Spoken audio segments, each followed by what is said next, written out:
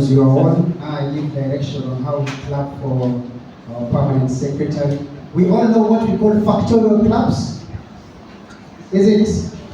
And we said the key themes of the launch today were 3. So we give him 3 factorial claps. We can prepare?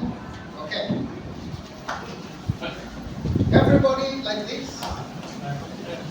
So we will go 3, 2, and then 1. You miss, you buy us lunch. Okay? Okay, we can go 3, 2, 1, go. No. We do it again. 3, 2, 1, go. Thank you, Mr. P.S. for that wonderful speech. And I believe collaboration is the spirit of success in the current industry.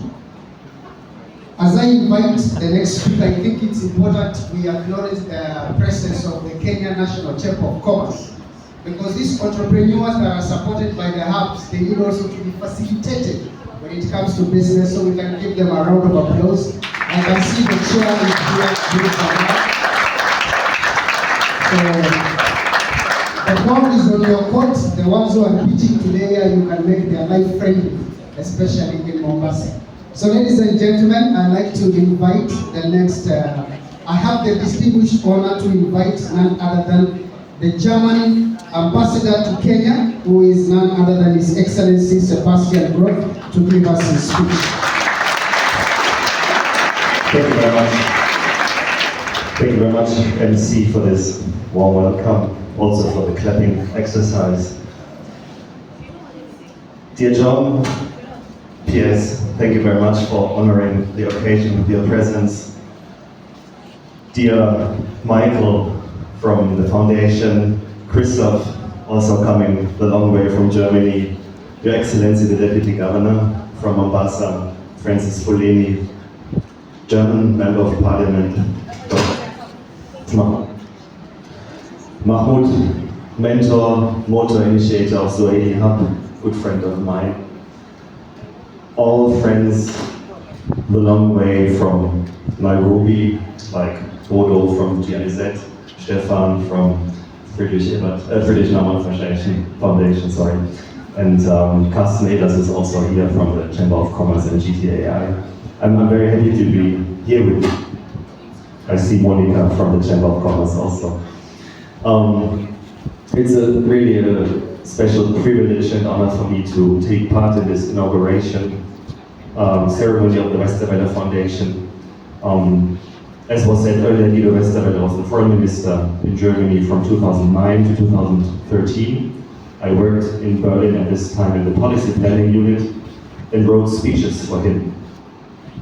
And I also had the pleasure to be part of his delegation when we traveled to Asia. It was, I think, January 2010, his first trip to Japan and China. And I got to know him a little bit. I only knew him from TV before.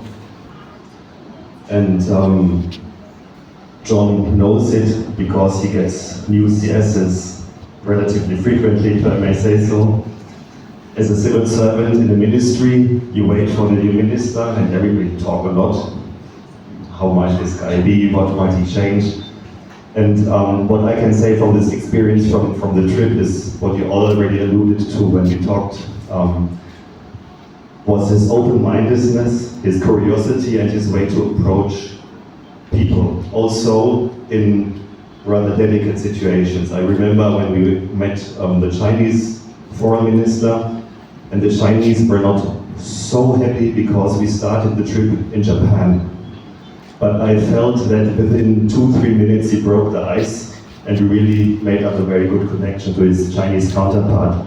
And I think this is the spirit also of this foundation here, which is connected to his name and to his work and to his function as a foreign minister, to break the ice and to build new things and to make great ideas a reality. I think to set up this startup foundation or this startup hub in Mombasa,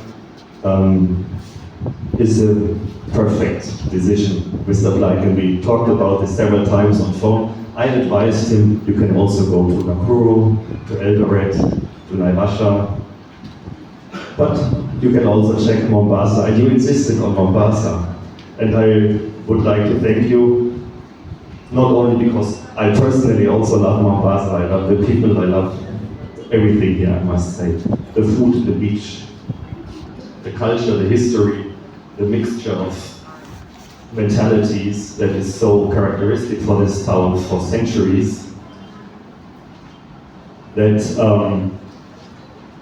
putting the food here with regard to the startup hub was the perfect decision, because the creativity and the intellectual capacity of the people here is outstanding, the potential of the youth is outstanding, and I think you will achieve a lot.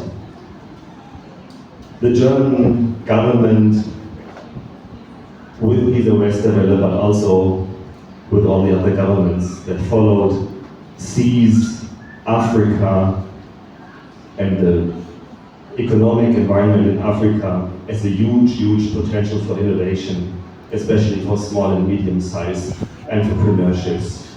What I've seen so far in Kenya is that I think every Kenyan is an entrepreneur. You love biashara, and you love inventing things, selling things. Sometimes you have to negotiate hard not to pay the baby Mzungu, but you can do this. And in this regard, I would not exclude that the next Bill Gates is coming from this town here. So every euro that we invest from Germany in this hub here will bring us probably 10 euros in return. So it's also good biashara for us. Thank you very much. So I just wanted to add one thing, because you have the German Accelerator program in this small exhibit. Our Vice Chancellor and Minister for Economic Affairs, Robert Habeck, was in town in Nairobi in December in the context of the German Africa Business Summit, and we had 900 participants at this summit. It was the biggest German Africa Business Summit ever, and I think it shows the growing interest also from Germany in the market and in the partnership with Africa, and especially with Kenya.